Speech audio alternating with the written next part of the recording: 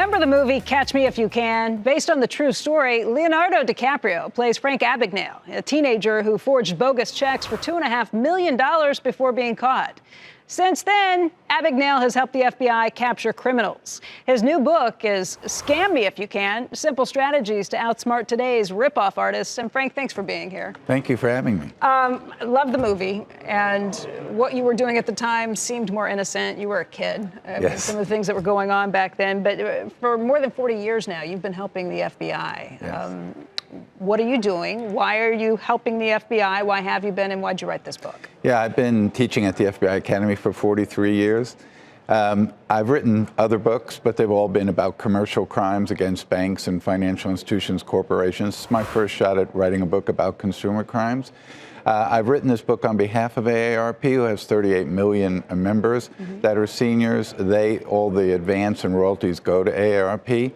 But it was a time to look at all of the type of scams that are perpetrated against not only seniors, millennials, people coming home that are veterans, every type of the grandparent scams, the sweepstakes scams, all types of scams. And so I've always found that education is the most powerful tool to fighting crime. So whether I'm teaching FBI agents or I'm teaching bankers or I'm teaching consumers, if I say to them, this is the scam, this is how it works, here's the red flag, and they remember that, they're not going to get scammed. And that's what I tried to do with this new book. I think about the things that were portrayed in the movie, where you were dressing up as an airline pilot, doing some other things along the way. That's such a different world than the type of scams we're seeing today. What is the difference between the scams? Well, the difference, first of all, back in my day, there were con men and con women, which stood for confidence person. Right. So they had to deal with you one-on-one. They were well-dressed, they were well-spoken, had a great vocabulary, they were very likable.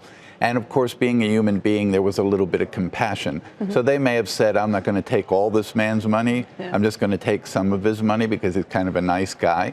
Now you're dealing with someone in their pajamas with a cup of coffee on a laptop in the kitchen in Moscow. They never see you, you never see them.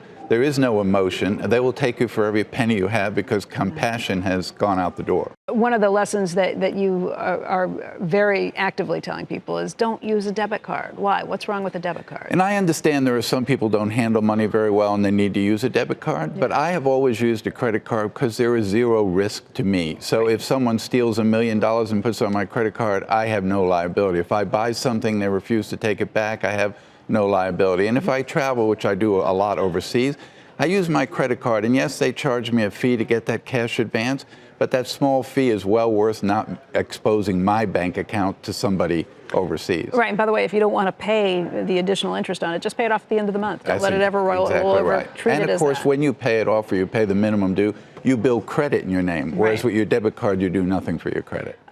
In terms of social media, people put out an awful lot of information about themselves that they just hand out. What would you warn them about? How can they maybe protect themselves? Two things to remember. You never want to tell anybody where you were born and your date of birth. That's 98% of stealing your identity. So if you told them that, you're basically telling them, come steal my identity. You should be very careful about the pictures you post on Facebook of yourself. Are they a passport-style photo, a graduation photo? Those can be used by someone else. So you want to put a picture in your family, you playing a sports activity, you doing something like that, but not a straight-on photograph about yourself. All these robocalls we get, are they stoppable, or is there anything that people should know when it comes to these robocalls? 50% of the billions of robocalls are scams. We are seeing some regulations now where the phone company can alert you that it is a scam call. Apple's upgrading their system to let you know those calls on your iPhone are scam calls. They really can't make it stop because there are so many hundreds of phone companies around the world.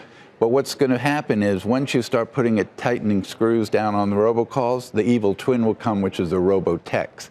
So you'll start getting texts that will be asking you questions, respond to this, and it's just another form of a scam.